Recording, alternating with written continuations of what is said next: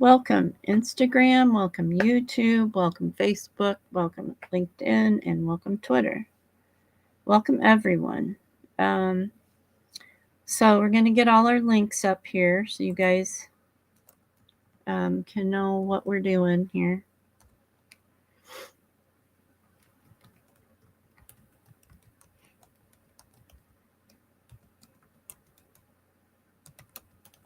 So bear with me while I get that done. Okay, and then we're going to get the other one going here, which is the State Fine Store.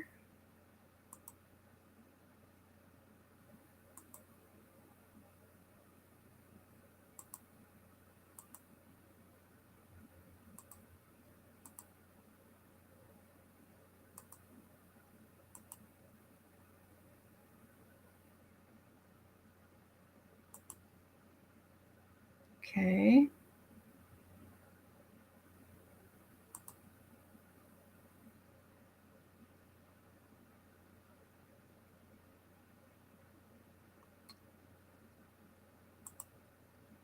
So welcome to anybody that comes on Instagram while I'm doing this. I'm just trying to get all my ducks in a row here. All right.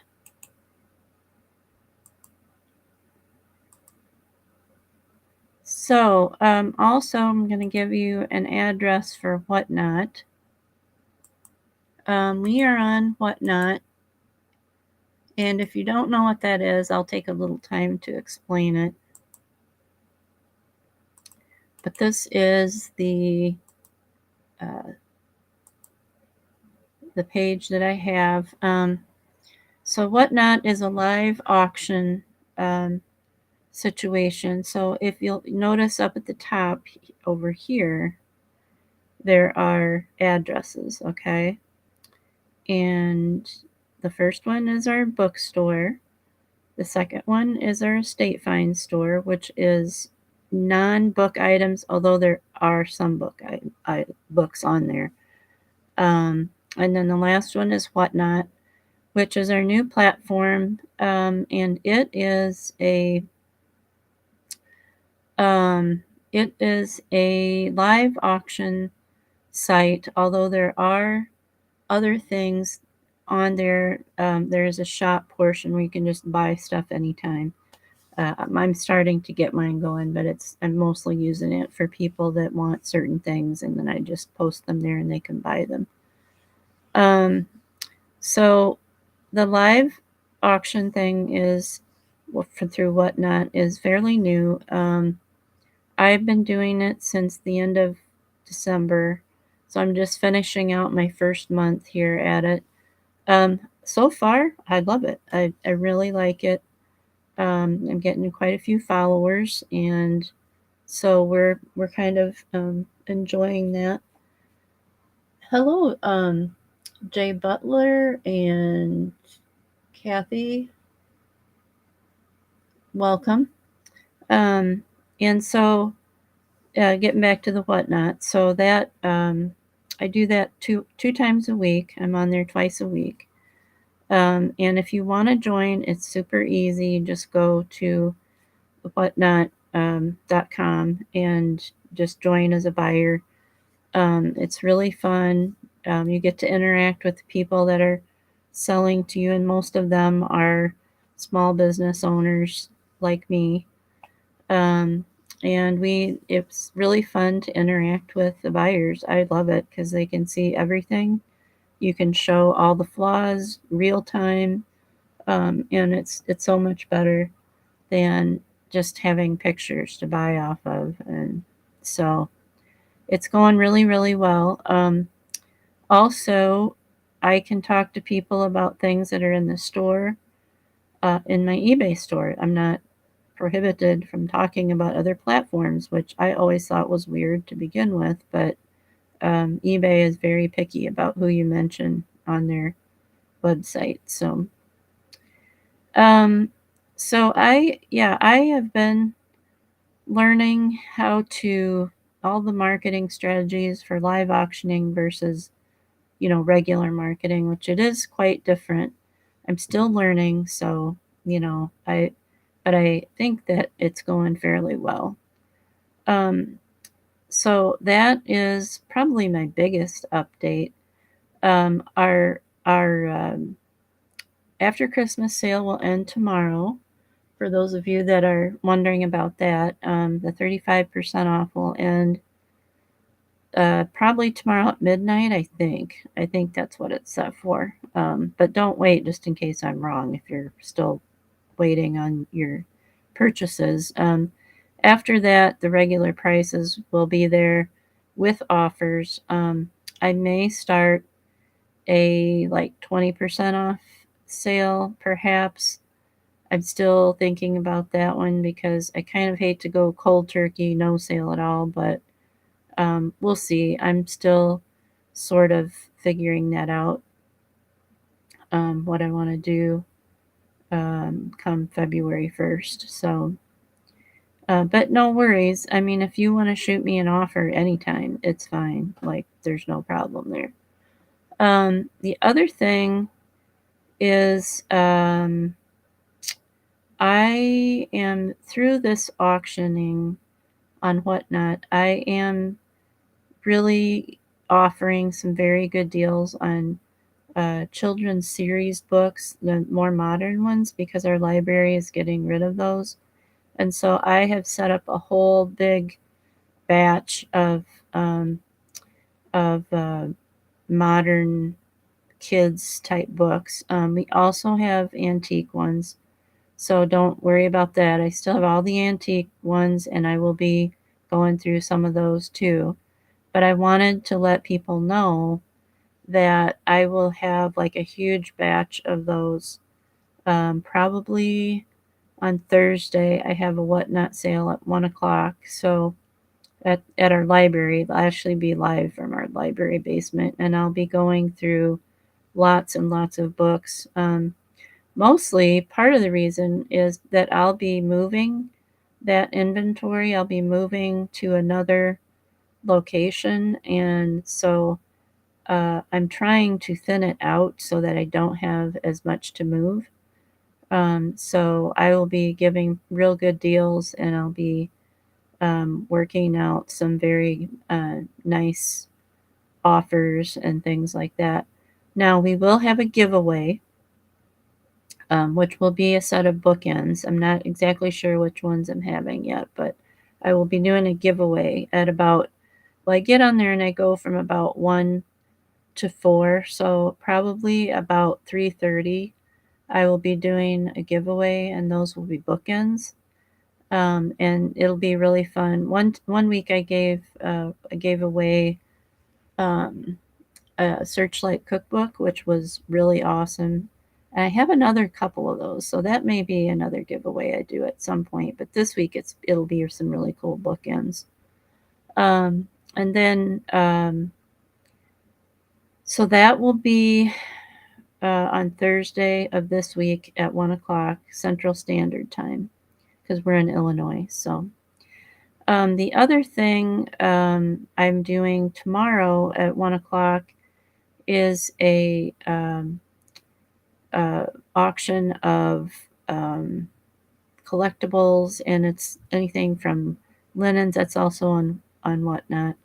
There'll be like linens and glassware, art glass, collectible things like old ashtrays, and just a lot of things that people are interested in. So that will be tomorrow at 1 o'clock as well.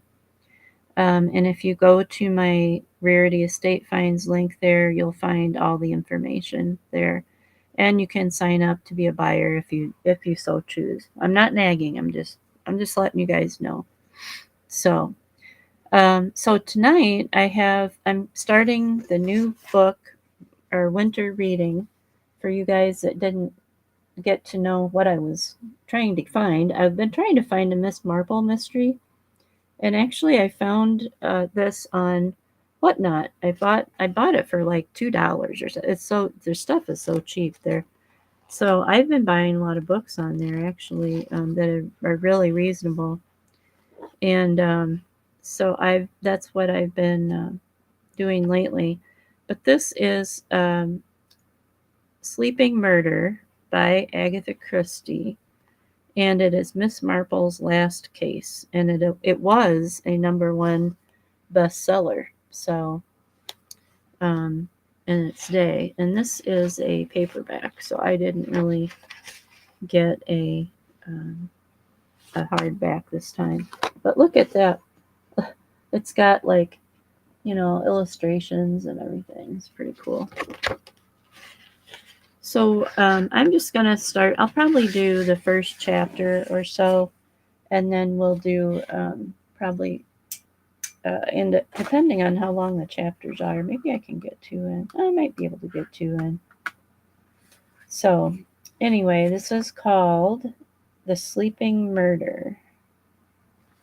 And this is a Miss Marple mystery. Gwenda Reed stood shivering a little on the quayside. The docks in the custom sheds and all of England that she could see were gently waving up and down, and it was in that moment that she made her decision, the decision that was to lead to such very momentous events. She wouldn't go by the boat train to London as she had planned. After all, why should she? No one was waiting for her. Nobody expected her. She had only just got off that heaving and creaking boat. It had been an exceptionally rough 3 days through the bay and up to Plymouth, and the last thing she wanted was to get into a heaving swaying train.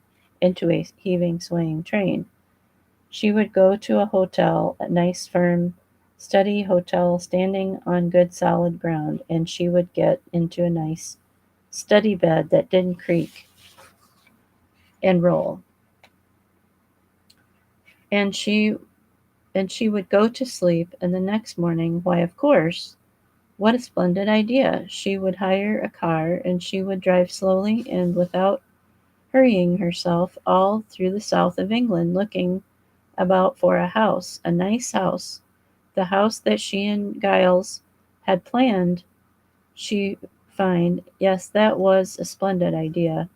In that way she would see something of England, and of England that Giles, is it Giles or Giles? I'm not sure, had told her about, and which she had never seen, although the most new the most like most New Zealanders she called it home.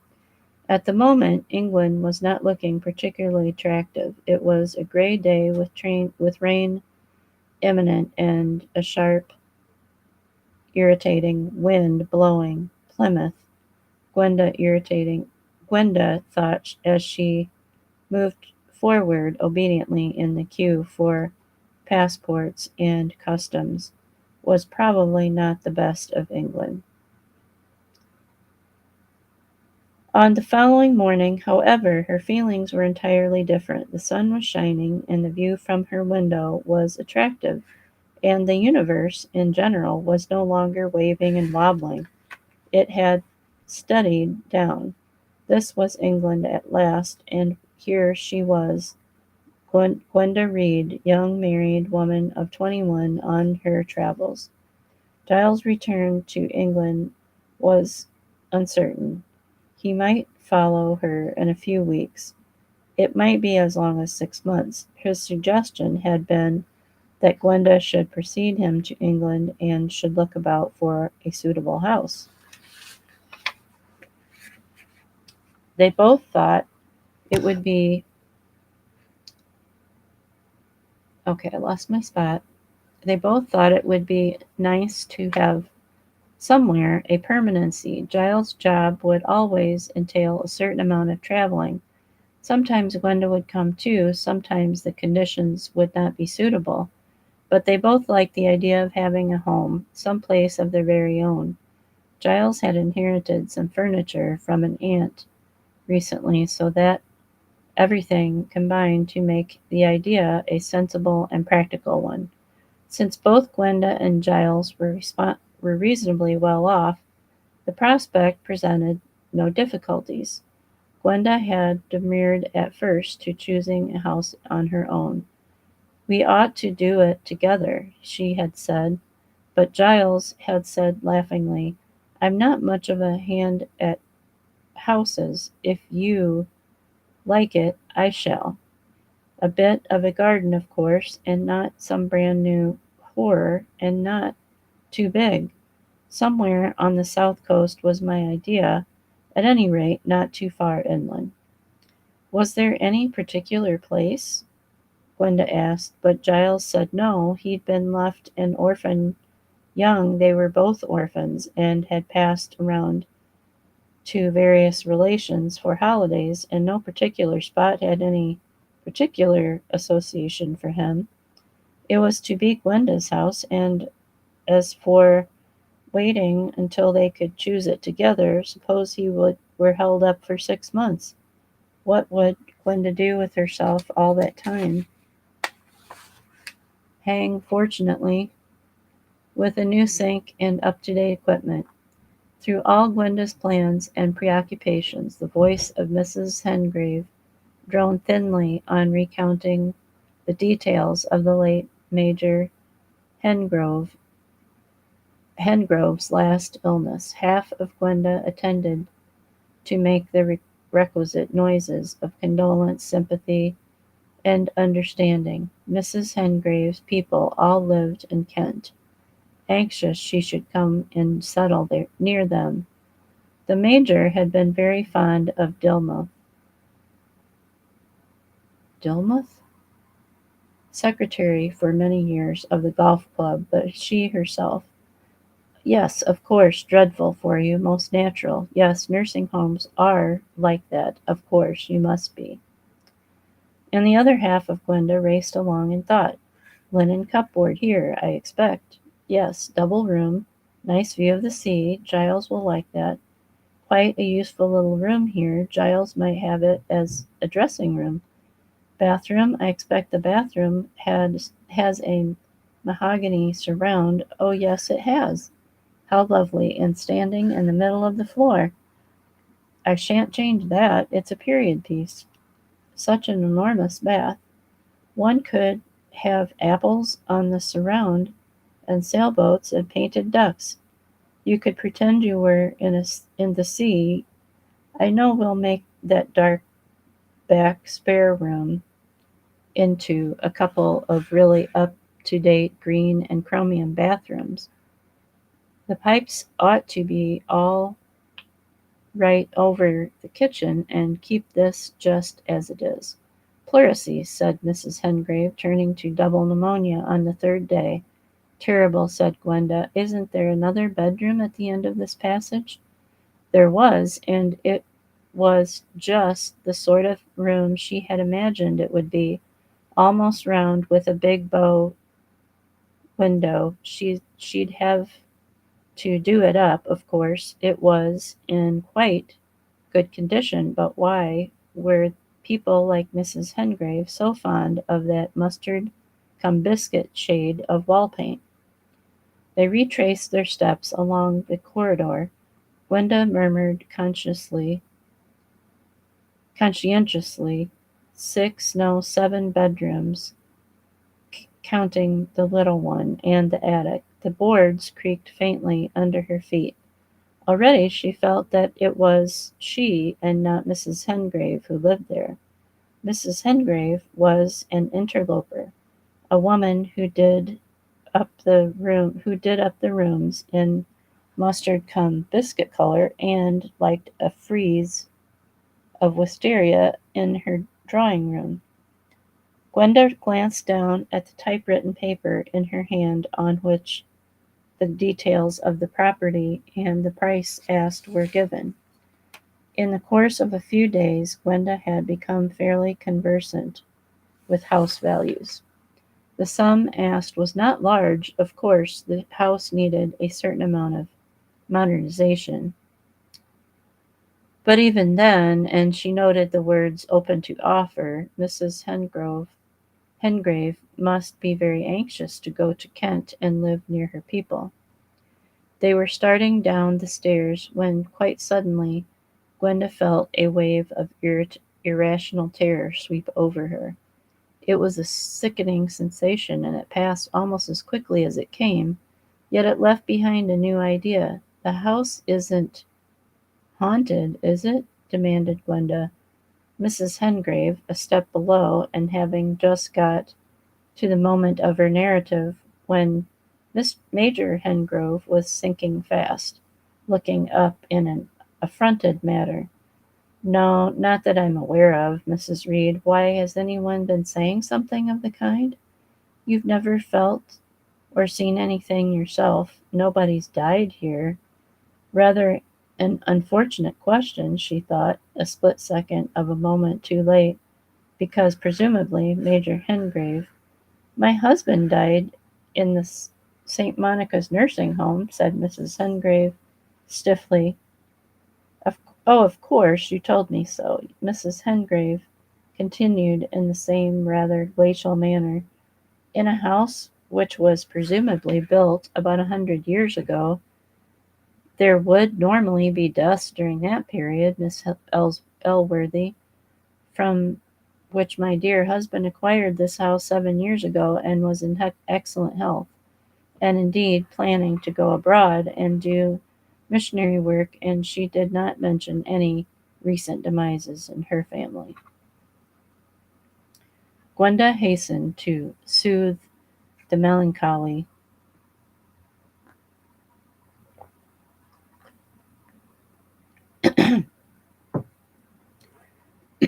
Mrs. Hengrave down. They were now once more in the drawing room. I'm going to take my glasses off. Let's see. It was a peaceful and charming room with exactly the kind of atmosphere that Gwenda coveted. Her momentary panic just now seemed quite incomprehensible. What had come over her? There was nothing wrong with the house. Asking Mrs. Hengrave if she could take a look at the garden, she went out through the French windows into the terrace. There should be steps there, thought Gwenda, going down to the lawn. But instead there was a vast uprising of forsythia, which at this particular place seemed to have not gotten above itself and eventually shut out all view of the sea. Gwenda nodded to herself. She would alter all that. Following Mrs. Hengrave, she went along the terrace and down some steps at the far side onto the lawn. She noted that the rockery was neglected and overgrown, that most of the flowering shrubs needed pruning. Mrs. Hengrave murmured apologetically that the garden had been rather neglected, only able to afford a man twice a week, and quite often he never turned up. They inspected the small but adequate kitchen garden and returned to the house.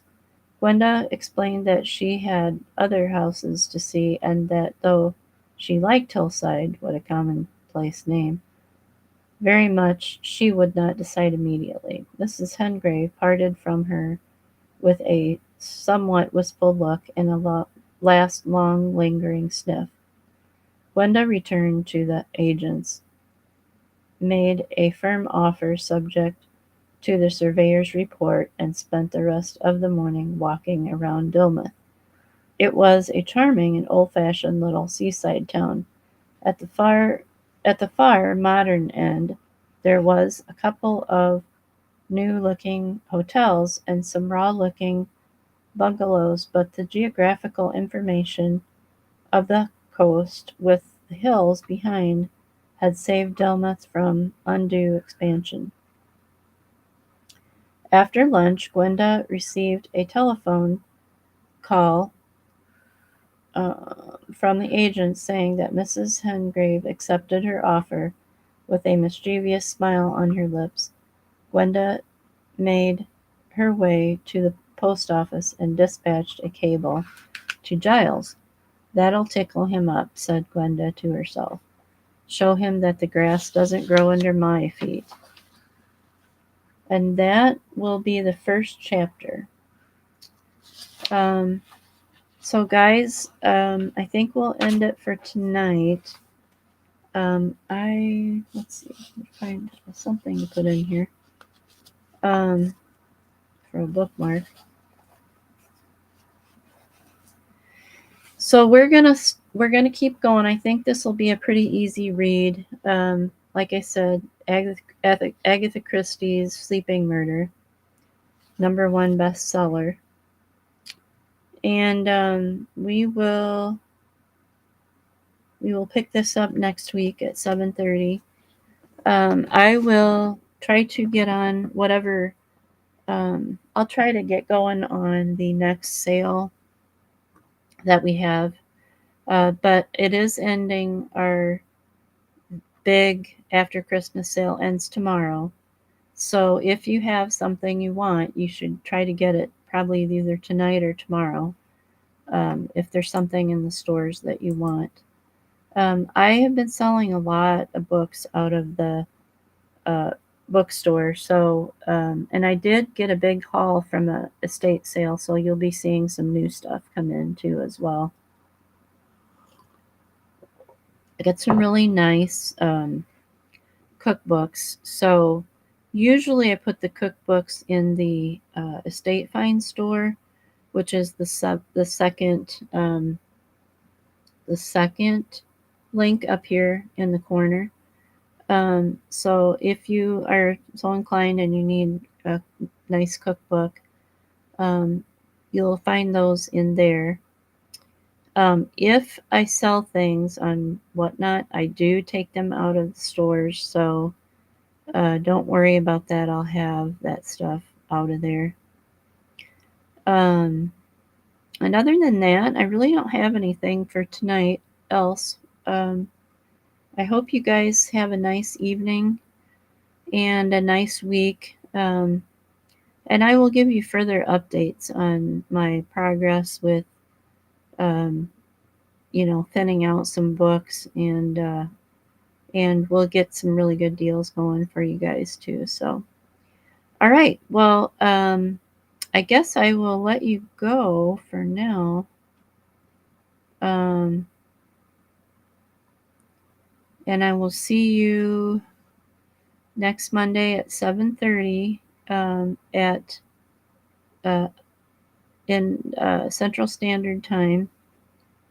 And we will talk to you then. If there's anything else that pops up, I'll be back on.